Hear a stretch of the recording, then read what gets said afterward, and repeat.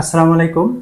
অনেকে বলে থাকেন যে পরিমিত বা বেশি পরিমাণ খাওয়ার পরেও দ্রুত ওজন কমতেছে, এটার কারণ কি?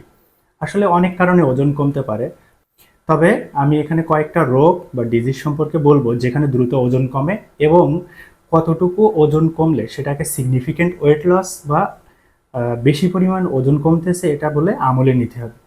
প্রথমে আসেন কি কি রোগের কারণে ওজন কমে। প্রথমত ডায়াবেটিস। কারো যদি ডায়াবেটিস থাকে এবং এটা যদি দীর্ঘদিন যাবৎ অনিয়ন্ত্রিত থাকে তাহলে দেখা যায় যে ডায়াবেটিসের রোগীদের ফ্যাট সেল ভেঙে এনার্জিটা তৈরি হয়, যার ফলে ওজনটা দ্রুত কমে যায়। দ্বিতীয়ত থাইরোটক্সিকোসিস বা হাইপারথাইরয়েডিজম। থাইরোটক্সিকোসিস বা হাইপারথাইরয়েডিজমে আমাদের থাইরয়েড গ্ল্যান্ডের যে থাইরক্সিন হরমোন এটা বেশি পরিমাণে নিঃসৃত হয়, যার ফলে দেখা যায় যে এই রোগীদের মেটাবলিজম অনেক বেশি পরিমাণে বেড়ে যায়, যার ফলে আলটিমেটলি ওজনটা দ্রুত কমে। তৃতীয়ত ম্যালঅবজর্পশন সিনড্রোম। ম্যালঅবজর্পশন সিনড্রোমের রোগীদের খাওয়া দাওয়ায় কোনো সমস্যা থাকে না, দেখা যাচ্ছে বেশি পরিমাণ খাচ্ছে, তারপরেও তার হজম ঠিকমতো হয় না, অর্থাৎ ডাইজেশন এবং অ্যাবজর্পশন ঠিকমতো না হওয়ার কারণে দ্রুত ওজনটা কমে যায়।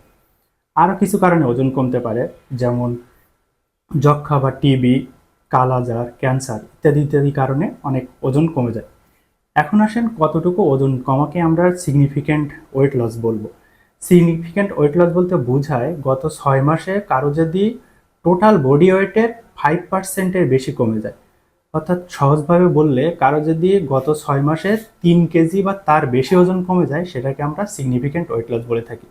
এখন কারো যদি সিগনিফিক্যান্ট ওয়েট লস থাকে তাহলে সেটাকে অবশ্যই সিরিয়াসলি নিয়ে আমলে নিয়ে দ্রুত ডক্টরের পরামর্শ নেওয়া উচিত। সবাই ভালো থাকবেন, সুস্থ থাকবেন। আল্লাহ হাফেজ।